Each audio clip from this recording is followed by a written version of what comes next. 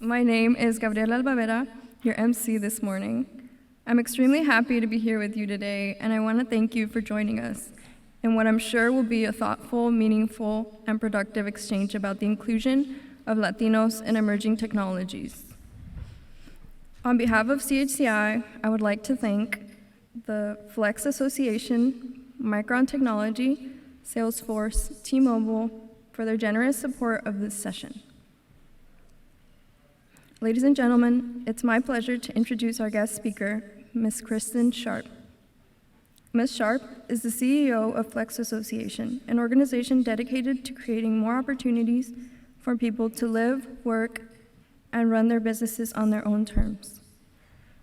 Ms. Sharp has made a career out of innovating the way we work. She is an experienced civic sector executive and entrepreneur who focuses on the impact of automation and other advanced technologies to working creatively with businesses and educational organizations to increase economic opportunity for workers.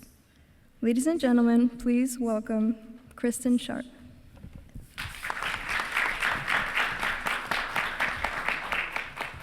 Good morning. Thanks everyone for being here. I mentioned that since our member of Congress got caught on votes, I try to be both brief and official. So I run Flex, which is the newly formed trade association for the app-based industry. Our members include DoorDash, Grubhub, Hop, Skip, Drive, Instacart, Lyft, Shipt, and Uber.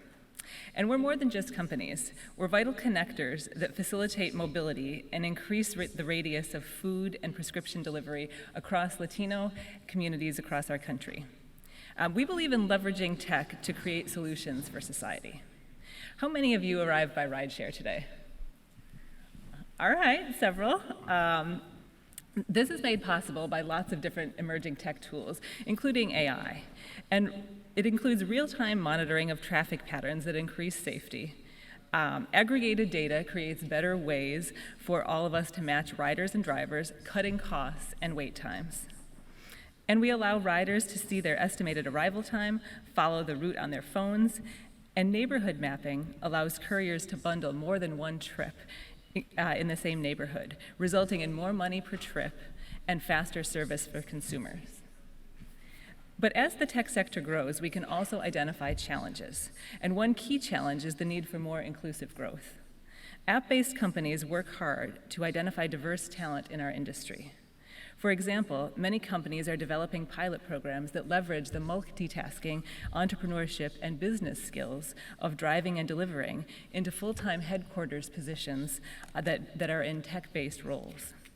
We're also working directly on economic inclusion through financial planning partnerships, through entrepreneurship accelerators for restaurateurs and grocers. Since 2020, app-based companies have devoted almost $300 million in grants for financial assistance to local communities and business owners. We love connecting people to food, and we partner with food banks and small grocers to increase nutritional options and combat food deserts. Our survey data shows that nearly 60% of Hispanic customers use app-based platforms for food delivery at least once or twice a month, with roughly half of those doing so more than once a week. And as will surprise no one, parents of small children are particularly heavy users, relying on app-based deliveries more than twice the rate of other American adults. Finally, over half of our drivers are from Black, Hispanic, AAPI, or immigrant communities. They use the income to combat inflation, supplement full-time jobs as fallback income in starting a business or going to school, or working around caregiving and parenting responsibilities. App-based workers overwhelmingly report that they prioritize flexibility. 23 million Americans earn money through platforms, and we are at the forefront of fighting for flexibility and inclusive working environments that allow workers to choose when, where, how, and how often they earn money. Innovation leads us to new places and allows us to explore new possibilities. At Flex, we're so excited to see CHCI leading the way and very pleased to see this panel of inclusive, thoughtful, and leaders across the space. Thank you.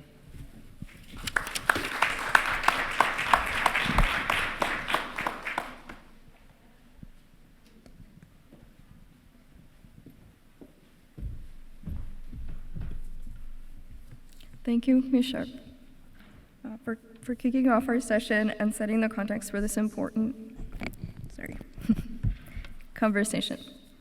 Now let's get to our panel discussion. It's my pleasure to introduce the moderator who will help us unpack this issue and guide our conversation today.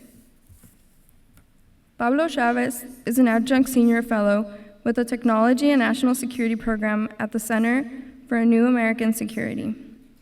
With years of experience as a technology policy expert, he most recently served as Vice President of Global Government Affairs and Public Policy for Google Cloud until February 2022.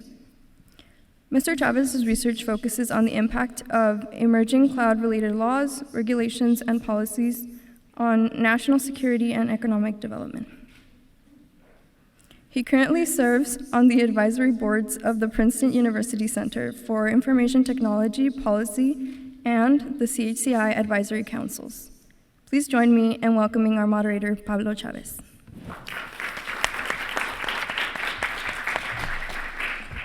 Thank you. Can you guys hear me? Okay, great, terrific.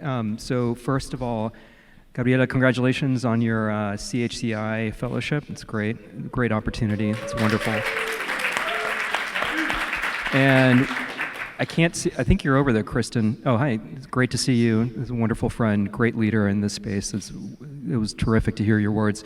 All right, so let's get to this panel. I'm going to, by the way, again, I'm Pablo Chavez. I'm going to kind of set this up a little bit and then turn it over to our panel of experts who kind of stand at the intersection of public policy, technology, and workforce development. This is a great group of individuals. So the panel is called Tech-olution, which actually should be called Tech-olution, but whatever. And essentially kind of like the subject of it is, by the way, do I need the microphone? Do you need, yeah, you need it to record? Oh, okay, got it, because there's a little bit of an echo. So it's called Tech-olution, and essentially what that's in reference to is the ridiculous transformation in technology that's happened over the last quarter century. Everything from the global internet to the supercomputers that all of us are carrying around in our pockets, to the advent of AI, and in particular generative AI over the last 5 years. Truly a revolution.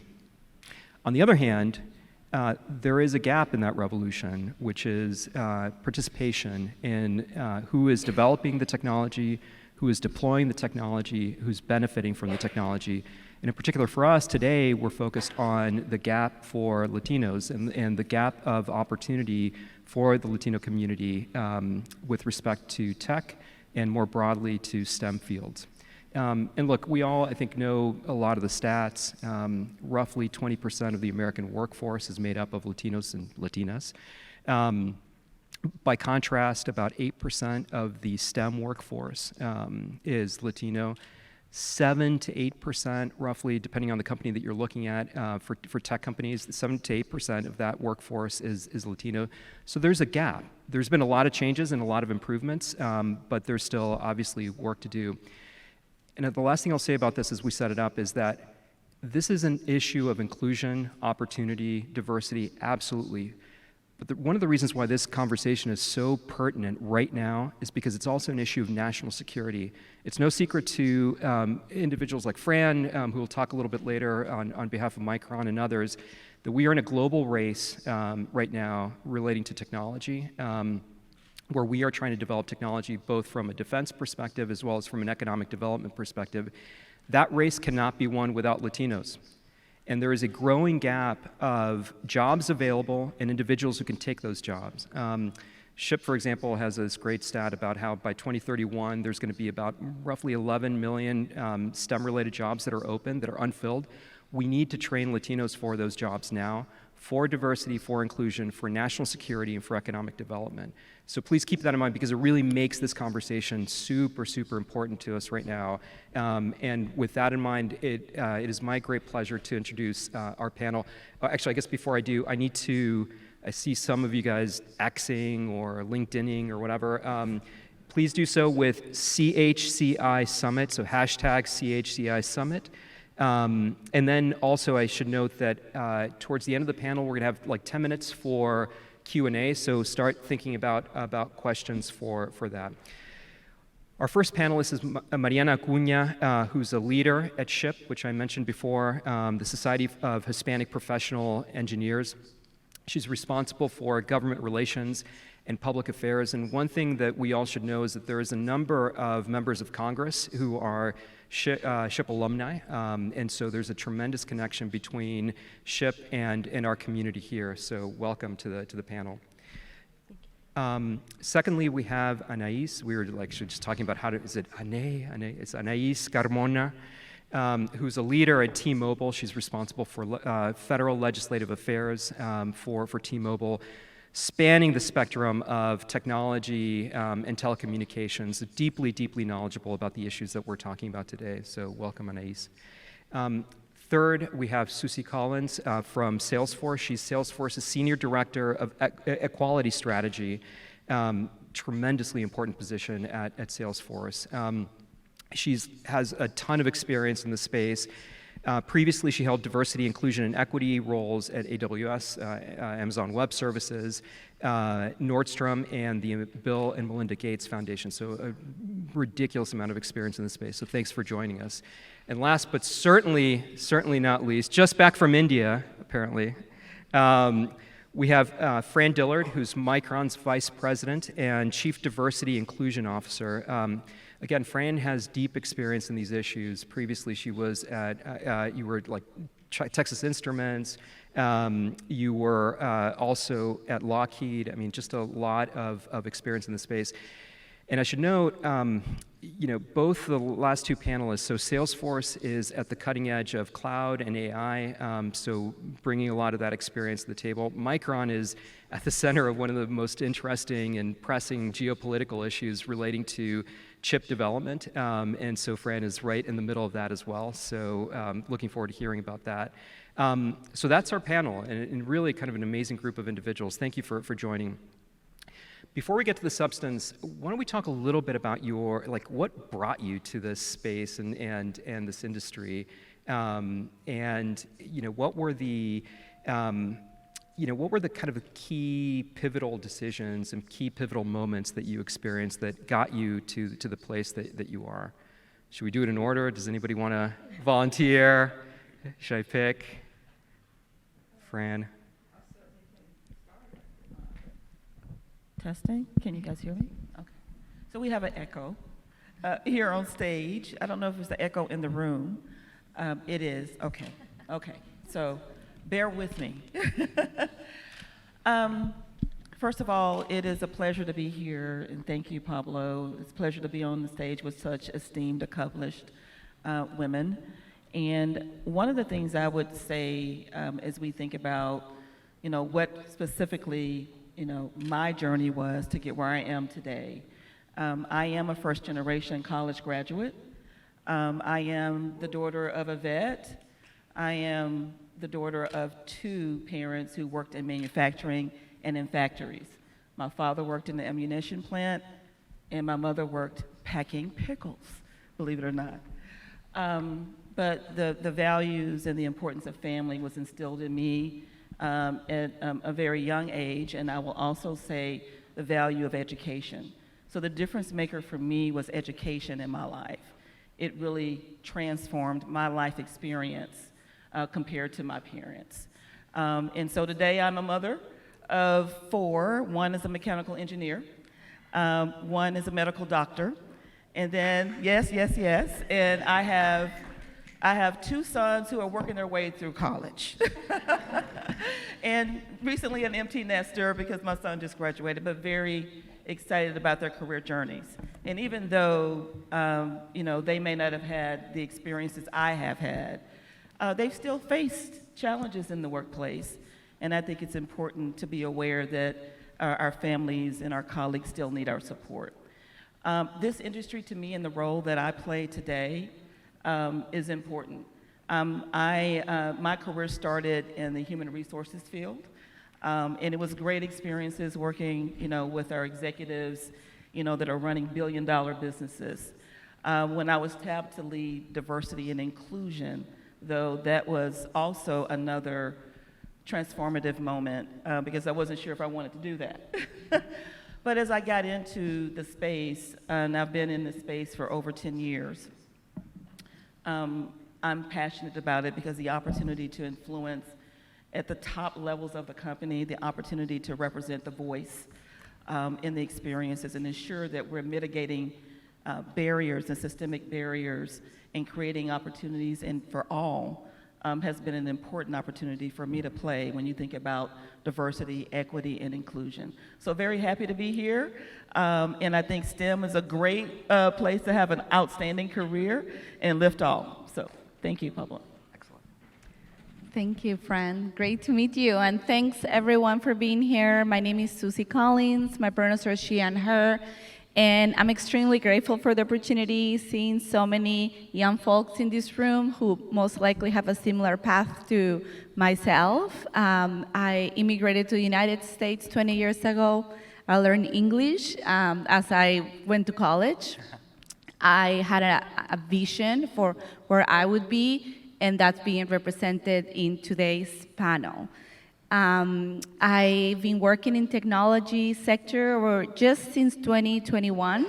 I knew that I had the opportunity to bring my knowledge to tech to help employees to have a better experience than the one I had previously.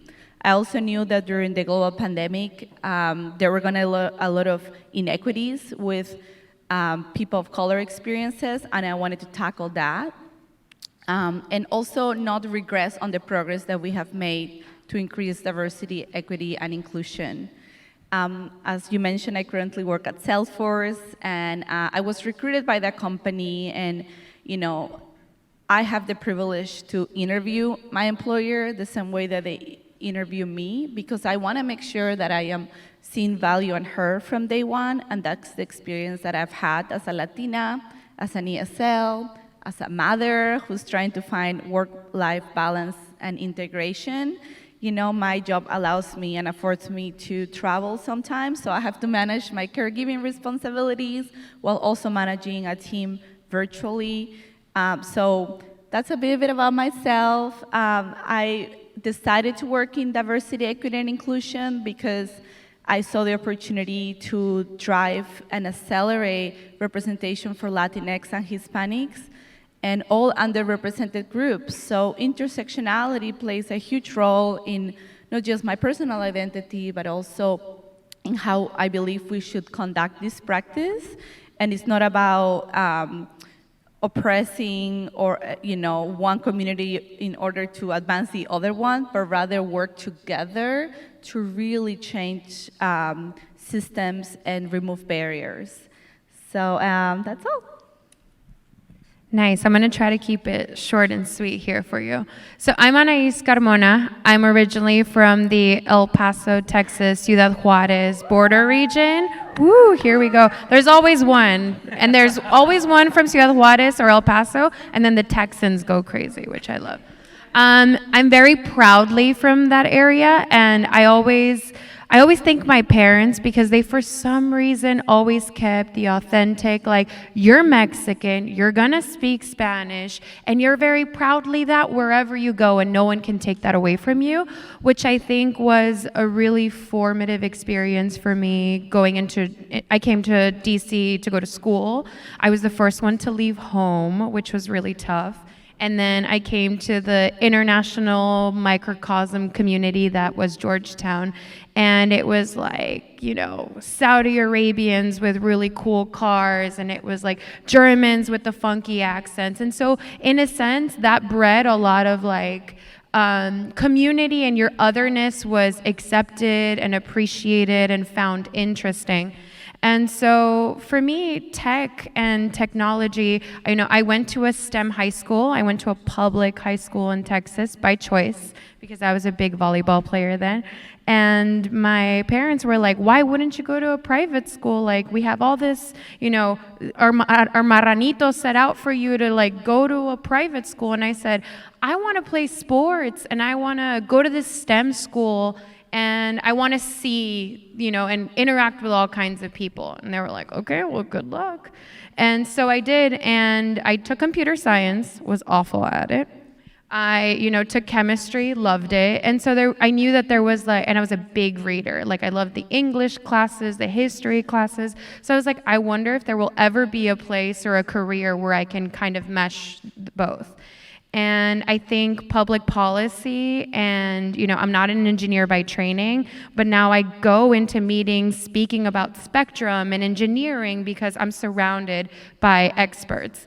And so that's when I go to the Hill, I'm educating senators and members of Congress who might not be aware about what AI is, and I think that's the foundation. We're at a precipice where the Latino community and who we are as people, we gotta get into the game because that's where it's going. And so that's what kind of got me started. Hi, everyone. My name is Mariana Cunha, and I'm with SHEP.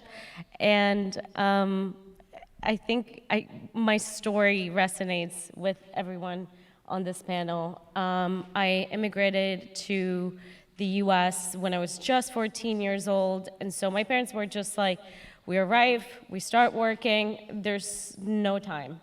And so for me, and what I love about what I do at SHEP, as well as STEM, is the importance of family and the role of parents in the upbringing of a student. And so it is so pivotal as the largest demographic in the States to tap into our community, but also bring in our parents in our education from the very beginning, as well as teaching them how to be the best support system that they can be. And like Anais, I'm not an engineer by training. However, in my 7-year plus of advocacy, I realized that STEM has so much potential for Latinos, naturally entrepreneurial, very much in the weeds of STEM without us even realizing that we're doing STEM. And so having that voice on the Hill has been incredible, and this conversation is very much needed, because I feel like now I wish I would have done STEM, and now I'm like telling everyone, do STEM. That's wonderful, and it's really important, I think, in particular for people with us who are thinking about their career, like the next steps, to hear the stories of these professionals. It's always good to kind of like put that detail around how people got to where they are, so thank you for sharing.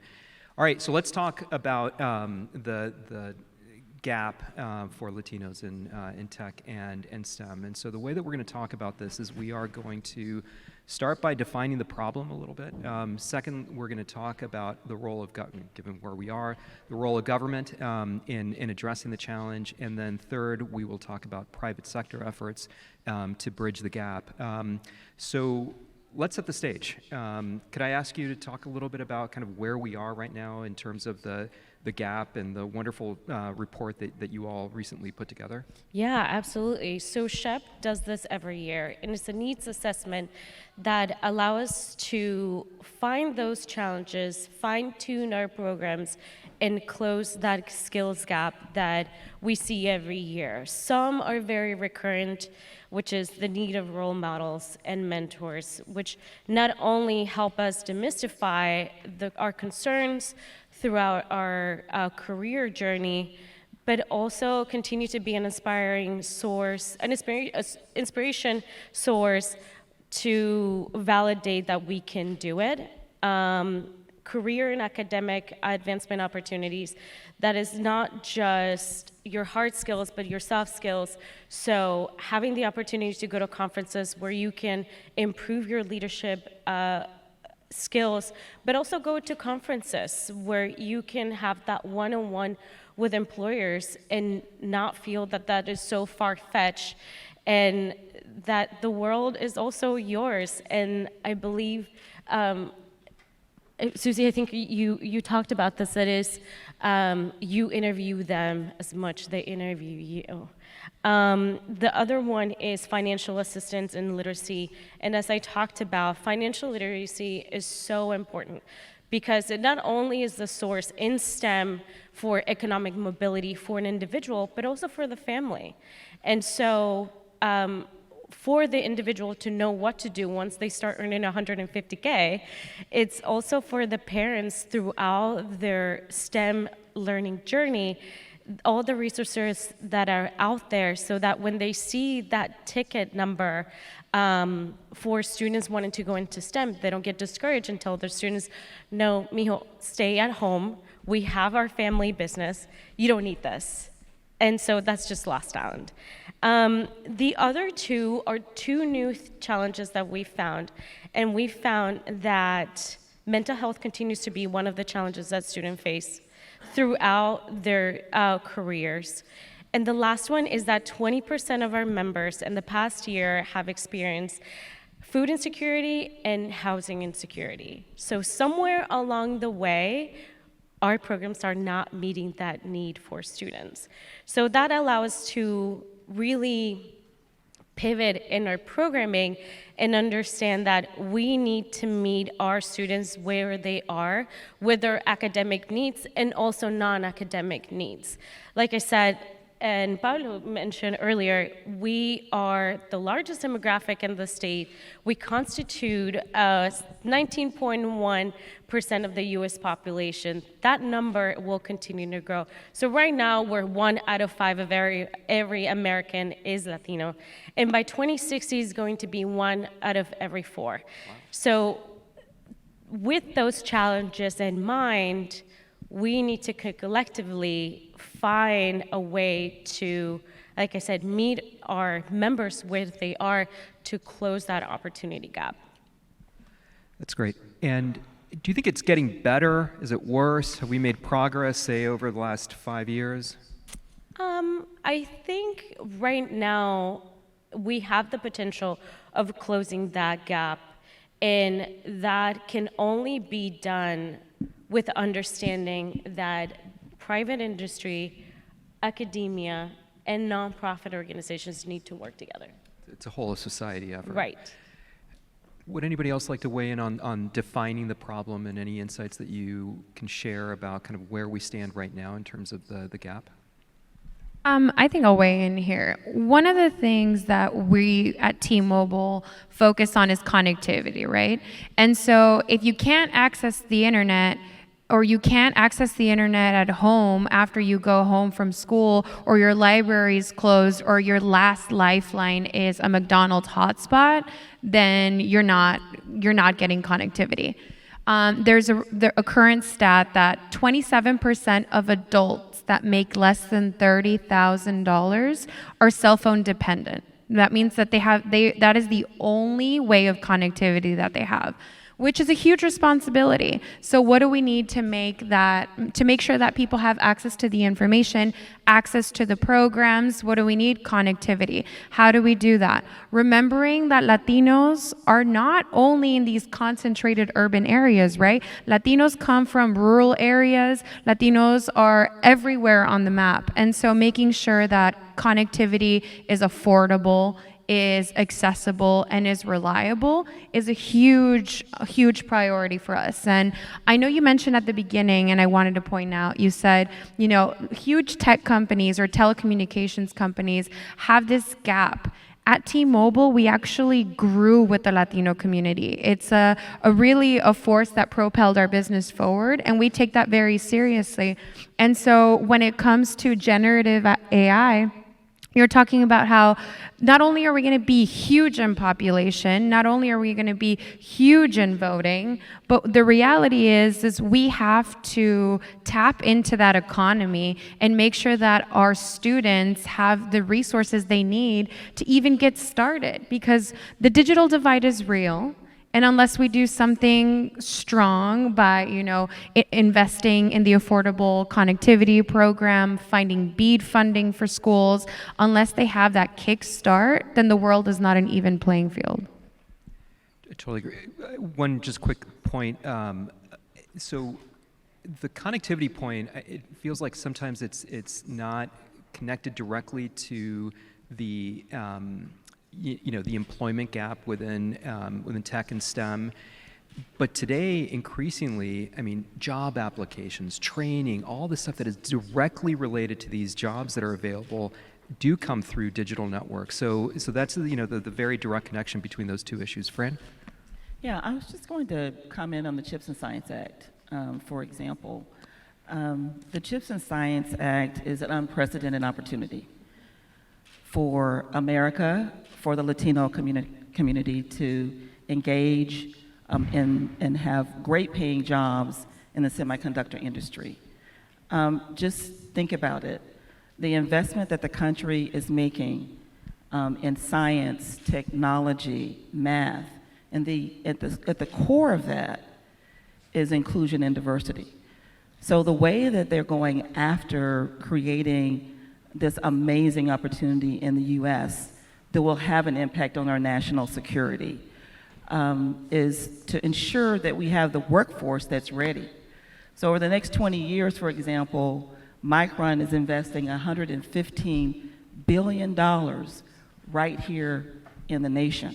It's one of the largest investments in American history in this space. Semiconductor, if you don't know, the semiconductor industry was founded right here in America.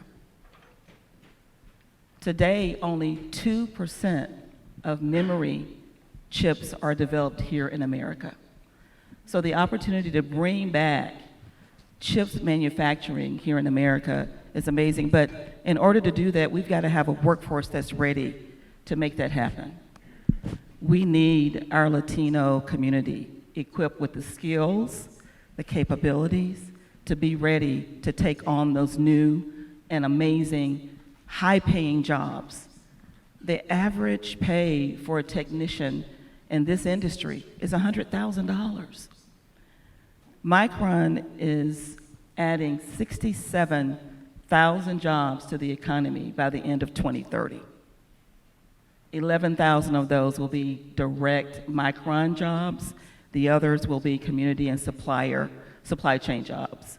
But it's important to note that because the investment and the partnership that we talked about earlier with academia, with private industry, with our government, and with the public and nonprofit sectors, that collaboration is going to be essential to the success of this industry in America. And that's just one way. I mean, we heard about connectivity. It all kind of goes together. But the skills that we're going to need to operate a clean room, we've got to get our talent ready for that. The fact that we're anticipated to have a 77,000 to 300,000 person shortfall in talent for the semiconductor industry creates a sense of urgency to make sure that talent, our Latino talent, our underrepresented talent is ready. So the investments that we're making in universities, community colleges, job training programs, and specifically we're focused on Idaho and New York, but we've got partnerships across the country with universities who are helping to support this overall national agenda for semiconductor and chip manufacturing here in the US. So very excited about that opportunity specifically for our Latino community. Susie, you wanted to jump in? Yes, I will be brief. I know you have 10 more questions to tackle, but at Salesforce, we believe that business are a platform for change. And what does that look like? It's really thinking about working cross-sectoral, partner with our community, with universities, with organizations, and really having accountability to ensure that we use our influence of change to create, opportunity to close those gaps.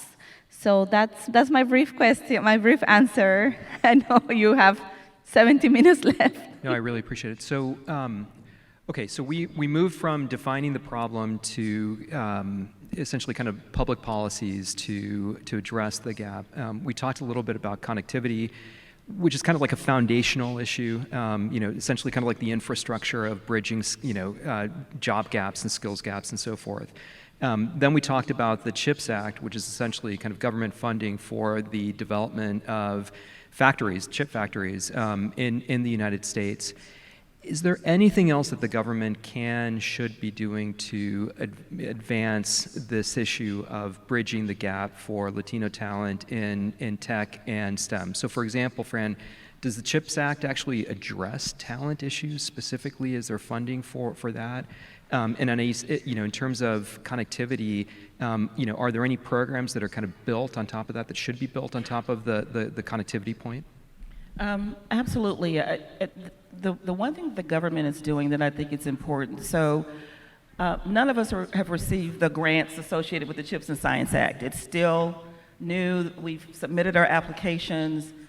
All of our recommendations are under evaluation, and we are very hopeful that we will receive those grants and credits as we move forward. But at the core of what we had to include in our application is what are we doing at the community level, at the university level, to really make this a reality.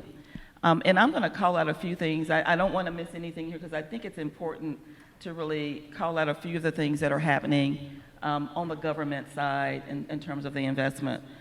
In October, Micron and the U.S. Senate Majority Chuck Schumer, leader, announced a new partnership with the National Science Foundation, and we committed a joint investment of $10 million.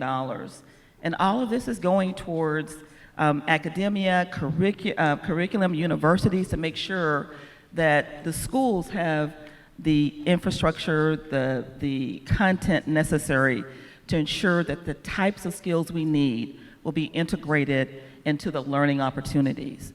And why is that important for someone, a company like Micron? We're highly invested in our minority-serving institutions. And so within these university networks, and we've launched university networks, we have made sure that we are specifically doing outreach to universities that have high representation of Latino. So that's important because we know that our Latino population will be getting that training. The other thing that we've done is we've launched our Future Ready Workforce Innovation Consortium. That includes 41 partners in all kinds of areas, including universities, community colleges, workforce training programs to ensure that they also understand what the skills are and that we are partnering to ensure that that skilling, that reskilling is available to talent, to students, to folks who may have taken a career break, to our veterans. It is broad. And it's about 100 members that are part of this workforce consortium. But it's important because, as I said in the very beginning, we have to have a workforce that's ready, and we cannot do this alone. This is about full participation, and we know we have a gap. We know we have opportunities to pull more Latinos, more underrepresented communities up as we move forward with this investment in the CHIPS and Science Act. But those are just a couple of ways that I'll mention. Thank you. Anais? Legislatively, just very quickly, ACP funding, Affordable Connectivity Program, is key to making sure that people have access to the internet and access to information. Number 2, spectrum policy, making sure that there's enough spectrum to be auctioned off so that we can use it for commercial use, bring it to consumers, and then also, because that's where the apps are being developed, right? On the internet, you have to get access to that. And then third, BEAD funding is crucial to make sure that people who are underserved or unserved are receiving benefits. And then programs like Wi-Fi on school buses or at local libraries is also key. You can't start building the big picture of AI and just be like, come on, Latinos, like, get it together. Why aren't you participating when they don't have the tools to do so? I want to come back to you in a little bit about AI because you raised it before, and it's a really fascinating topic. So we defined the issue. We talked a little bit about government involvement. We also mentioned that this is essentially a whole of society matter. So let's talk a little bit about the private sector and also education. So Mariana, for you, kind of focusing a little bit more on K through 12, what initiative or programs do you think should be promoted to enhance educational opportunities for Latinos in STEM fields and prepare them for all the demands that we've been talking about this morning? Yeah, so our approach is can you hear that? Okay. We're Sorry. doing a mic switch. Yeah. This is nicer. I'll keep it. Don't you hold on to this one. Yeah. By the way, this is also a wonderful mic. Yeah. So our approach is like we won't create something that we can't create something and pray that it sticks. So with that in mind, nonprofits like SHEP have a very important role in society. We have, for nearly 50 years, evolved our programs so that they're intentional and they are relevant to our community. And so when it comes to K-12 education, we know role models are very important. We know that starting STEM exposure from a very early age, it helps develop a STEM identity, self-efficacy identity, and also remove misconceptions of gender roles in this space. And so as students evolve and grow in this space, also parents need that component of education. STEM education, what is STEM? How long does it take to do it? Just everything that is involved in that process. And like I said earlier, that financial literacy process is also extremely important. So when it comes to programming, is having that component, the hands-on ability, having the learning opportunity, and to Anais' point, accessibility. Some of our programs, Noche de Ciencias, Día de Ciencias, Science Nights, Science Days, is that we do them in person as well as virtually. And so we partner with KiwiCo, and we send these kits to students. We've done that for several years, but during the pandemic, we realized that it was very important for accessibility. And so students were able to work on this on a monthly basis, but also have the parents also involved. So again, going back to really the need for support for family. And for us, that has been excellent, proven to show consistency, and consistency for support from parents. That's terrific. And would anybody like to say something about K-12 education? Otherwise, we'll turn to corporate efforts to promote. Sure. I would just mention, first of all, I want to thank Mariana for the work she's doing with SHIP. We had an opportunity to be together, what was the last week? About a week and a half ago. Feels like it. And we're proud to be partners as a part of your Corporate Partnership Council as well. One of the, I heard on the panel today about meeting people where they are. And we actually hosted a girls going tech camp in central New York in all Spanish. Because we think it's important that we meet people where they are. We take the time to understand the culture and ensure that we are creating opportunities to spread the opportunities in STEM and inspire and spark a passion in this space. So when they do ascend from middle school into high school into college, they will choose careers in STEM. But we also sponsor CHIP camps, and we're working with local school districts. We actually built an exhibit and a museum. I think it's the only one in America that focused on how do you develop memory chips, what does the manufacturing of a memory chip look like in a clean room. And so these opportunities to be able to reach people where they are, no matter where they are on the economic spectrum, that's important, is critical. So, thanks. That's great. Susie, can I ask you, so at that end of the panel, we have two hardcore experts on attracting talent, promoting diversity and inclusion in the corporate environment. And so there are all kinds of strategies and tactics and programs that a company like Salesforce launches. And so wondering if you could share some examples of successful initiatives and strategies that that have really actually been effective at increasing Latino participation in the tech corporate environment? Yeah, absolutely. So for us, equality is really about taking action, right? So in 2020, we created a new task force focused on racial equality and justice to ensure that we're driving accountability.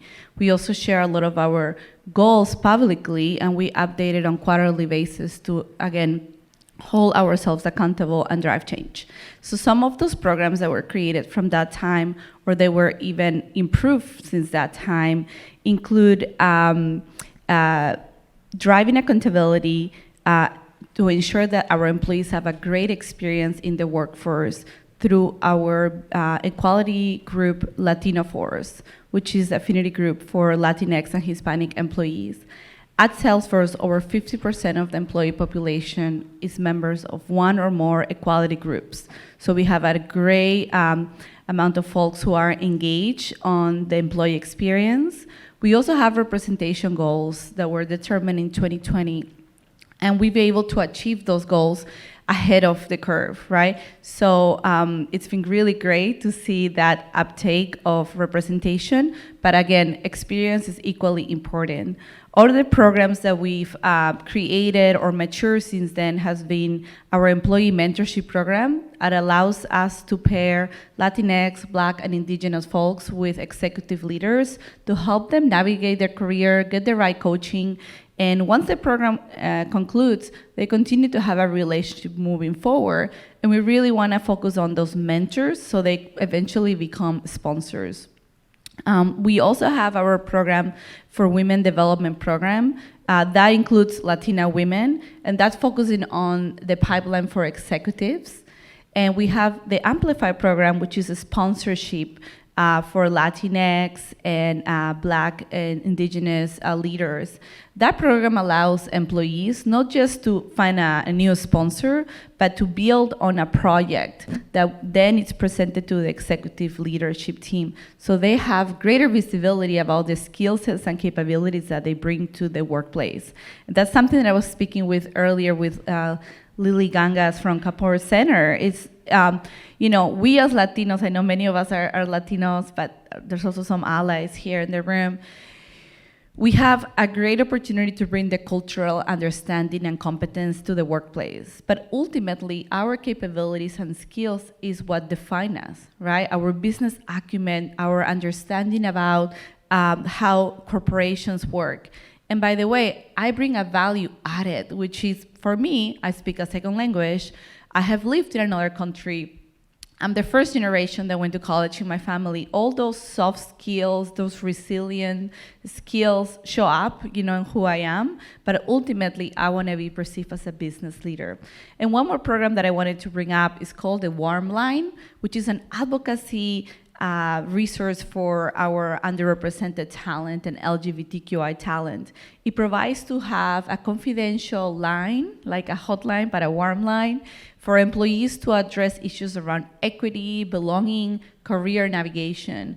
And that has served, as a really safe space for Latinx and Hispanic folks who perhaps, because of cultural traditions or societal norms, they don't feel like they would go to the HR or employee relations teams for those type of feedback, or how do I navigate this dynamic with my manager, or how do I make sure that my manager understands that I speak a second language and I'm trying my best. So this is the place where people feel like they ultimately can belong in our organization, right? And that's how we also retain talent, by providing the right tools, not just to them, but also to their leaders.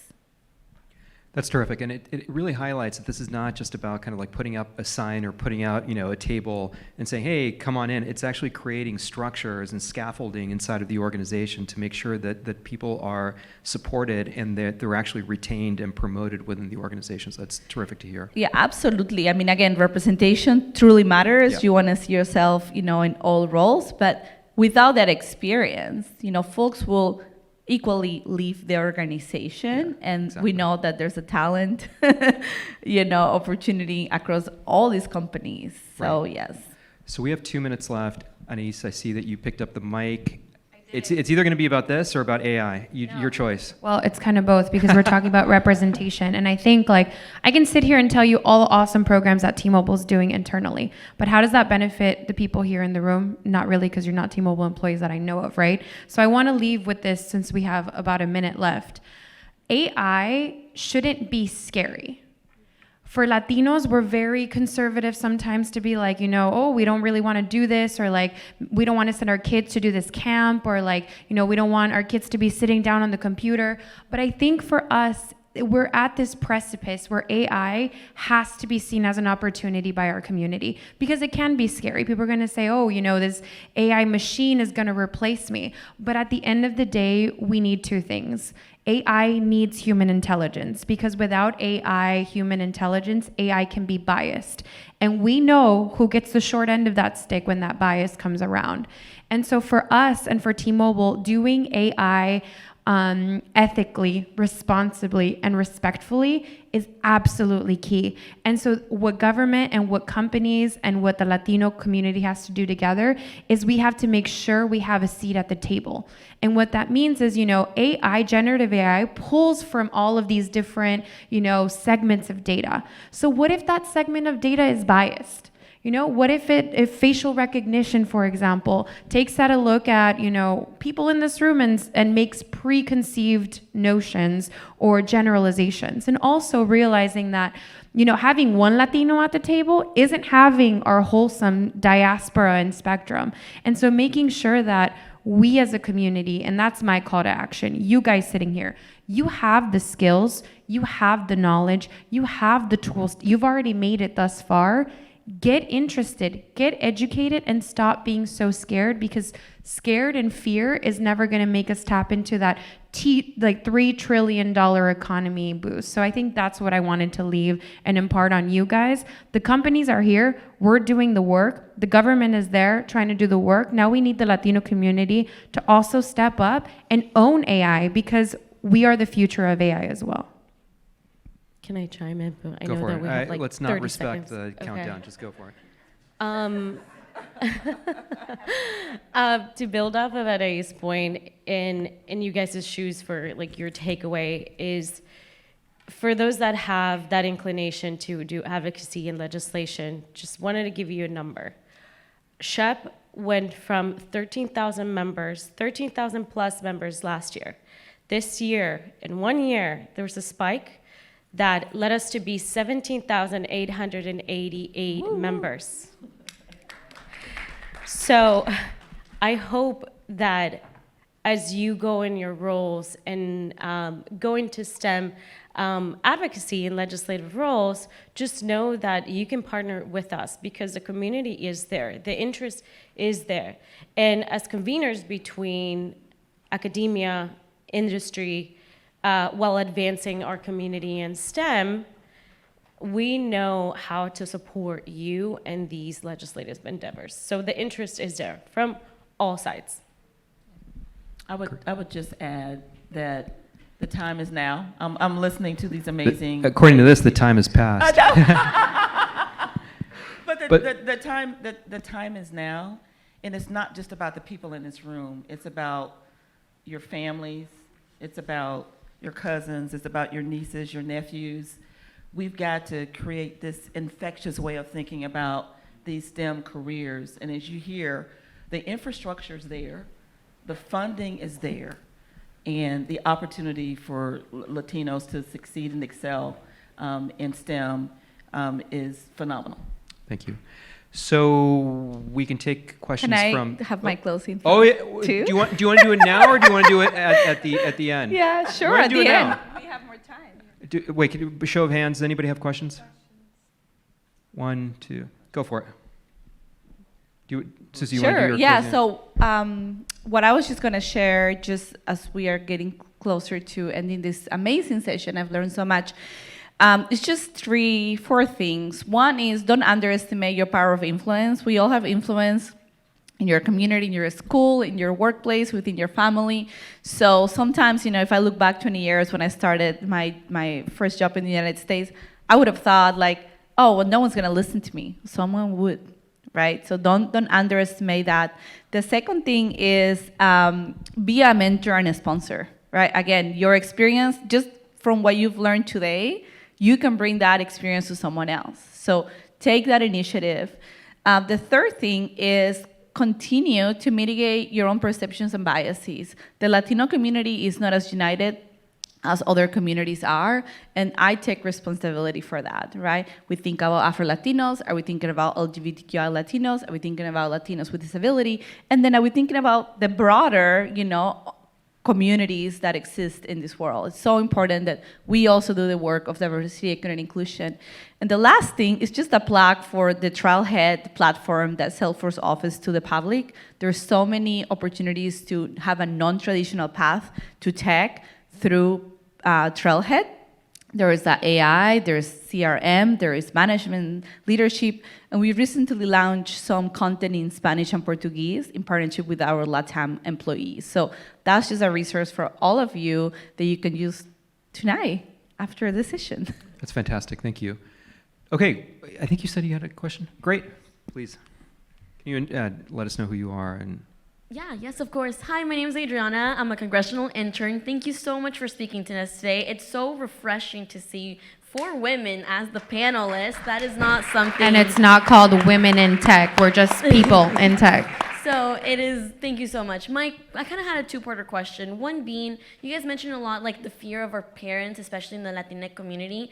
What recommendations do you have to get them introduced into this kind of notion, especially since a lot of the news that they watch, how does that influence? Like, what are your tips that we can do to help our community accept this new technology? Something that I have done, I have young children and I'm responsible to educate them and to create conscious citizens. I do the same with my parents, right, who don't live in the United States. They know the work that I do, but they have so many questions and sometimes even challenge me of, why are you doing that job? It's so complicated, Find something that is more like a 9 to 5.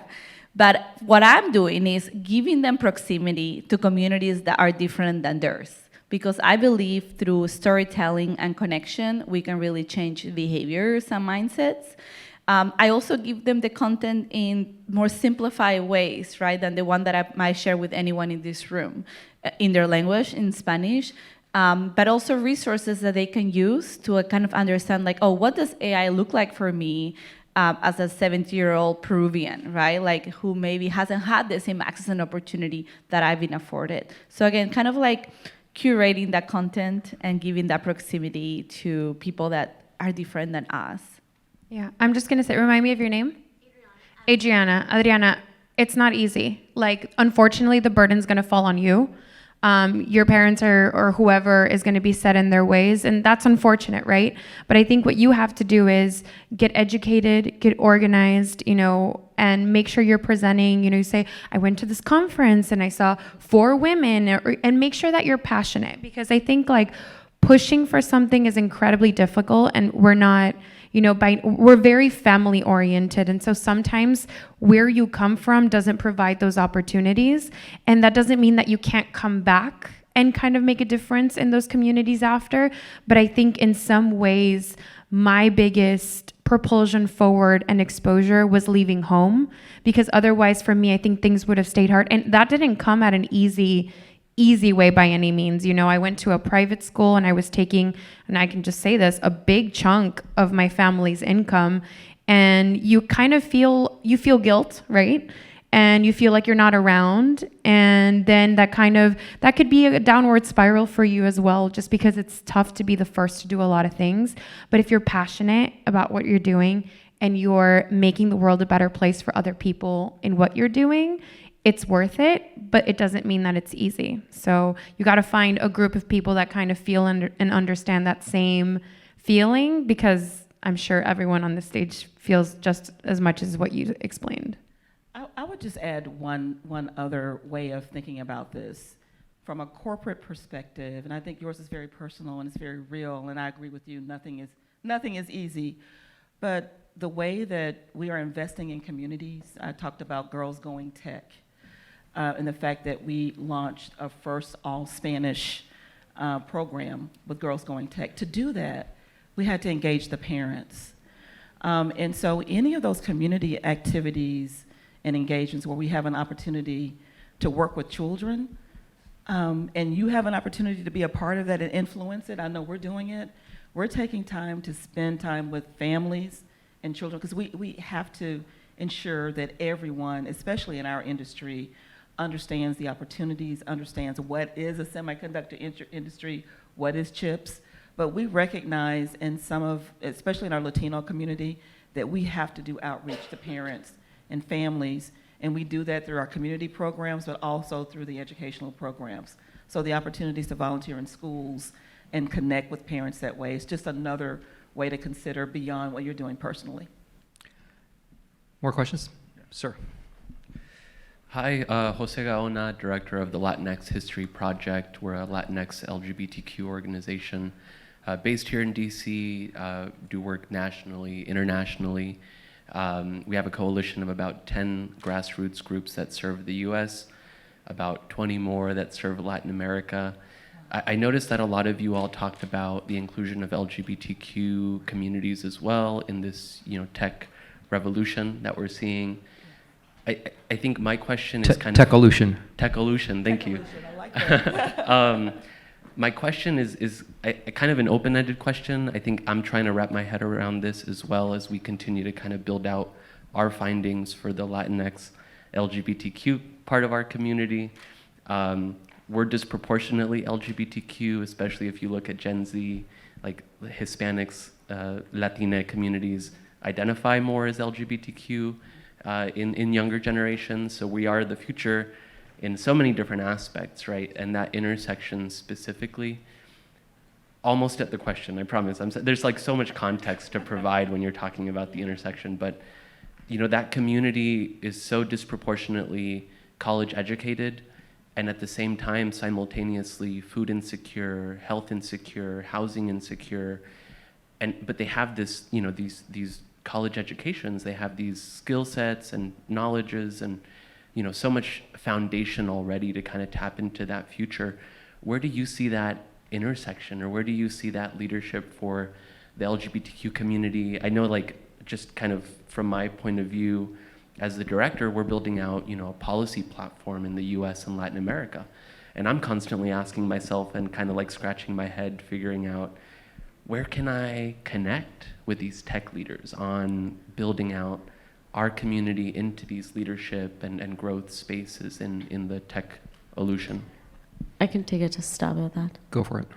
Thank you. So thank you so much for bringing this up. I think everyone here in this panel is an ally, not only to all of the communities that we serve, pathways, backgrounds, etc. I want to speak on the role that we have as SHEP. Our sister organizations, which is ACES for the Native American, NSBE for the African American, we have SWE for women, we have OSTEM for the queer community.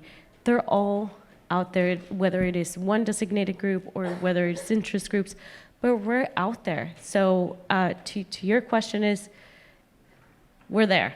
We're absolutely there. Could we do a better job at including in our language? Absolutely. I take fault at that because I feel like I should be more aware of including it part of my my language. But thank you so much for bringing it up. Just know and rest assured that our interest groups are working day to day to include it, as well as our sister organization OSTEM to be the advocate for the queer community in STEM. Thank you. Intersectional equity is important.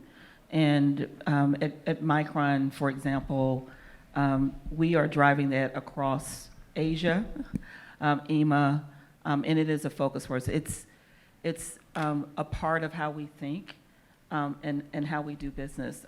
If you think about whether it's supply chain, we have a whole outreach in our supply chain diversity group and organization.